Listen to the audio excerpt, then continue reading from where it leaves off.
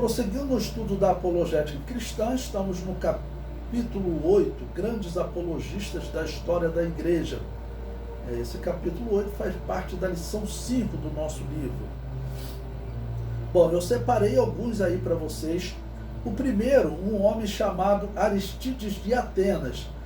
Esses grandes apologistas, eles viveram no período anterior à Igreja Católica, porque a maioria dos bispos católicos, nós sabemos, era bispo que eles, se os imperadores estavam perseguindo, eles aceitavam adorar os deuses para não morrer, ok? Enquanto tinham cristãos que eles enviavam documentos para o imperador questionando a atitude dele, fazendo uma defesa do cristianismo. Um deles foi Aristides de Atenas, ok? Um cristão grego que viveu no segundo século da era cristã, escreveu uma apologia dirigida ao imperador Adriano, ok? Esse imperador Adriano, ele encerrou o seu governo, no ano 138 da era cristã. Existe divergência nessas datas, eu nunca me dedico muito. Alguns acham que Aristides teria escrito, na verdade, a outro imperador, que seria o substituto de Adriano, então o seu documento seria um pouquinho depois, não importa. Eram imperadores que estavam perseguindo. Então Aristides escreveu próximo do ano 138 da era cristã, considerando o fim do governo de Adriano. O comentário prossegue. O propósito da sua apologia era defender o cristianismo de uma perseguição feita pelos pagãos. Por quê? O ano 138 da era cristã, como eu disse para vocês, eram cerca de 50 anos depois que aqueles sacerdotes de Apolo inventaram, lá no ano 89 da era cristã, que os deuses, que Apolo estava aborrecido com o Império Romano por culpa dos cristãos. Mas não era só essa acusação. Os cristãos eram acusados de beber sangue, de crianças, de comer carne humana, eram acusados de coisas absurdas, eram acusados de manter relações sexuais entre familiares, pai com filha, filho com mãe, era acusado de coisas absurdas que eles inventavam, ok? Então, as principais defesas de Aristides que eu coloquei para vocês. Ele defendeu que só os cristãos detêm a verdade sobre Deus. Ele confirmou isso. Olha, nós acreditamos que existe um só Deus e a verdade de Deus está conosco. Tá bom? Ele compara a descrição cristã da divindade em comparação com a teologia babilônica, grega e egípcia. Por quê? Porque eram deuses, olha os deuses gregos, são deuses que mentem. Deuses que vêm aqui na terra e podem enganar o homem. São deuses que eles se enganam e entram em guerra entre eles. É uma confusão tremenda esses deuses. Então, quando ele faz a comparação, ele diz que os deuses corruptos e que são representados em imagens, eles não são deuses de verdade, eles são inventados pelo homem e que existe um só Deus. É o Deus que o cristão prega. E segundo ponto, eu coloquei aí o caráter elevado da moral cristã. Ele compara a atitude dos cristãos com as práticas pagãs. Ele compara a vida dos cristãos, procure na história, vamos dizer, os cristãos, como eles servem bem seus senhores, como eles serviam bem os imperadores, e os tipos de acusações que nos fazem são acusações absurdas, ok?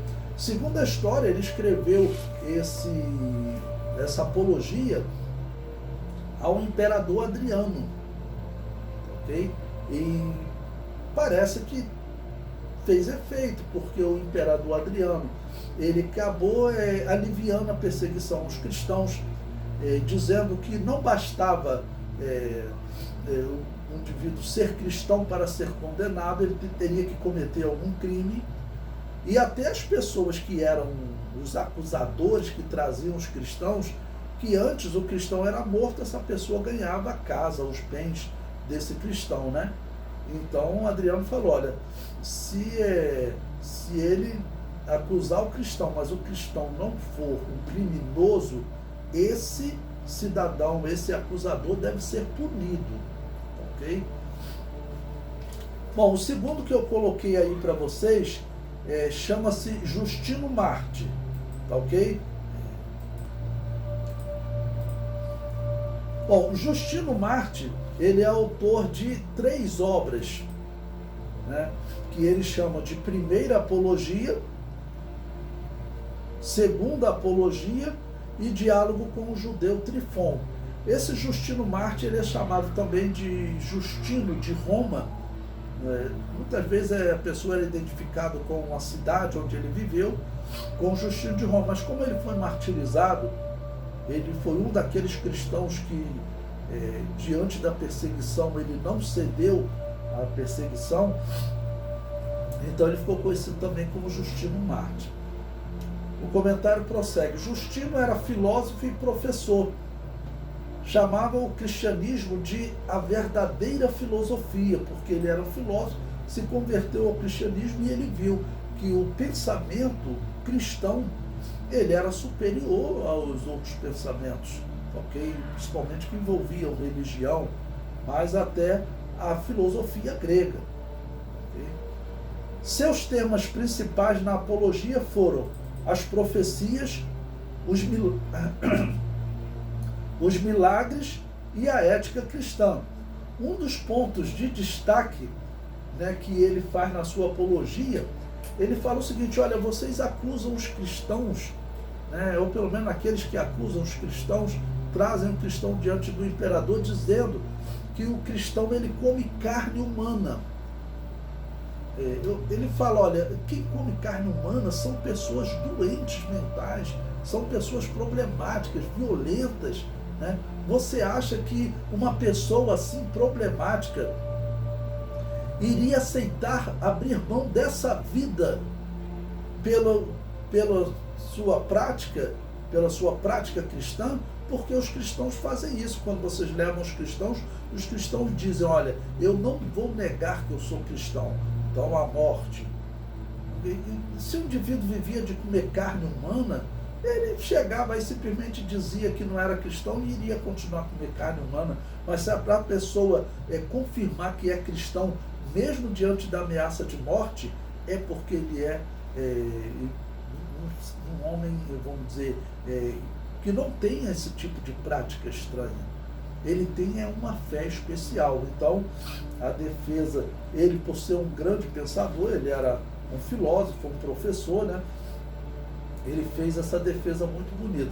Bom, e Justino, ele é citado na história, por exemplo, quando nós estudamos escatologia, nós estudamos Justino porque Justino, ele tinha um pensamento diferente daquela linha que vai surgir com o catolicismo. O catolicismo não acredita que Jesus vai voltar para implantar o seu reino aqui na terra.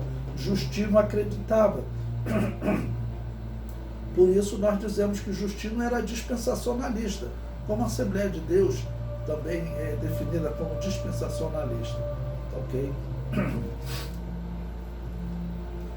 Pois bem, e Justino também, ele é especial porque ele, na sua defesa, ele fala de Jesus como o Logos. O que é isso? Ele certamente usou João capítulo 1, versículo 1, né? Em que João diz, no princípio era o Logos estava com Deus, o Logos era Deus. As nossas traduções dizem, no princípio era o verbo estava com Deus, o verbo era Deus. Ok? Mas o que era esse Logos? Ele usa isso porque os filósofos gregos, eles usavam esse Logos, que em algumas traduções dizem verbo, ou palavra, ok? Ele usava esse Logos para dizer o seguinte, olha, existe um poder que ele organizou esse universo e ele mantém esse universo em ordem. Esse poder também é que deu capacidade ao homem de raciocinar. E é esse poder que coordena o raciocínio humano, ele coordena a lógica, ele coordena tudo. Os gregos chamavam esse poder de Logos? Na verdade, foi um grego, em especial chamado Heráclito, que viveu cerca de 500 anos antes de Cristo. Então, Justino de Roma, ele faz o quê? Ele no caso, escrevendo para os gregos, para os pensadores, para, no caso, o imperador romano, ele diz, olha, esse logos que os filósofos falavam, na verdade é Jesus Cristo. Ok? Então, ele foi uma defesa muito importante. Depois dele, eu coloquei aí como número 4 para vocês, Atenágoras de Atenas, que viveu de 130 a 190 da era cristã. Ok? Ou seja, como João morreu próximo do ano 100, ele nasceu cerca de 30, 40 anos depois da morte do último apóstolo.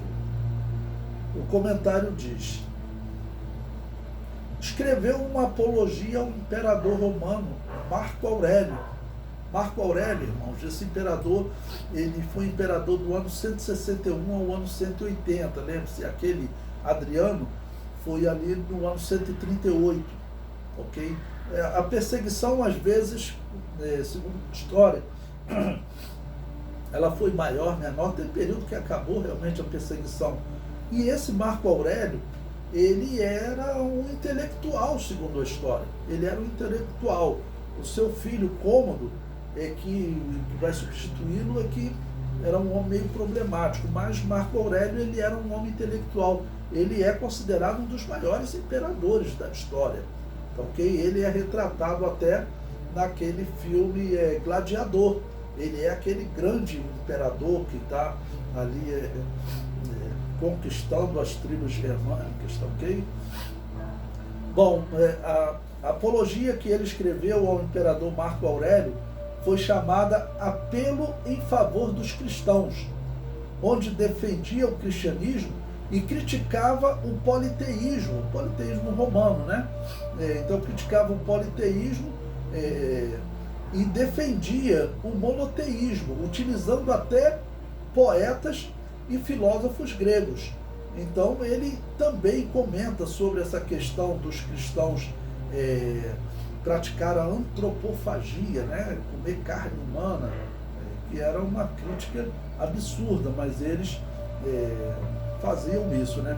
E Atenágoras, ele se destacou nessa defesa e na história, né? Como um grande pensador. Ele foi citado por um homem chamado Metódio, ok? Que foi outro homem também martirizado, e que nós, quando lemos a obra do católico Eusébio de Cesareia não gosta de comentar sobre ele. Por quê? Porque eram cristãos verdadeiros. E Eusébio de Cesareia, ele é de linha católica, né? Até quando se você comprar, eu comprei aquele livro da CPAD, História Eclesiástica, e na introdução ele fala que Eusébio de Cesareia foi preso na perseguição de Diocleciano, a pior das perseguições. E naquela perseguição, aqueles que eram presos ou morriam, ok? Ou adoravam o demônio para não morrer, ok? E Eusébio de Cesareia, a história considera que ele infelizmente ficou entre aqueles que adoraram o demônio para não morrer. E ele foi chave na organização da Igreja Católica com Constantino. Bom, o número 5 aí eu coloquei um homem chamado Taciano, que ele viveu mais ou menos na mesma época, tá ok? De Atenágoras de Atenas, tá ok? Pois bem, Taciano, ele, eu digo aí, foi um notável pensador greco-romano, viajava pelo Império Romano dando palestras quando foi evangelizado por Justino Marte, ou seja, Justino de Roma, e se tornou cristão. Taciano dá o seguinte testemunho de conversão. Eu coloquei um texto aí, que é interessante, sobre um texto histórico, né? Ele diz, bom, ele escreveu, como eu disse para vocês, próximo do ano 170 da era cristã. Ele foi discípulo de Justino Marte. Ele diz, vinha a conhecer certos escritos bárbaros antigos demais para serem comparadas com as opiniões dos gregos, e divinos demais para serem comparados com os erros destes. E fui levado a depositar fé nesses escritos pela sua linguagem despretensiosa, pelo caráter cândido dos seus escritos, pelo conhecimento antecipado do futuro que evidenciam, pela quantidade excelente dos preceitos e pela declaração do governo do universo como centrado em um só ser. O que ele chama aqui de escritos bárbaros é por quê? Porque os romanos chamavam os escritos dos judeus, né, e dos cristãos de escritos bárbaros, escritos antigos, antiquados, ok? Algumas de suas obras apologéticas, uma que ele diz discurso aos gregos, ele é uma crítica ao paganismo grego também. Tácito defendeu o cristianismo da idolatria. Ele disse: como posso chamar troncos e pedras de deuses?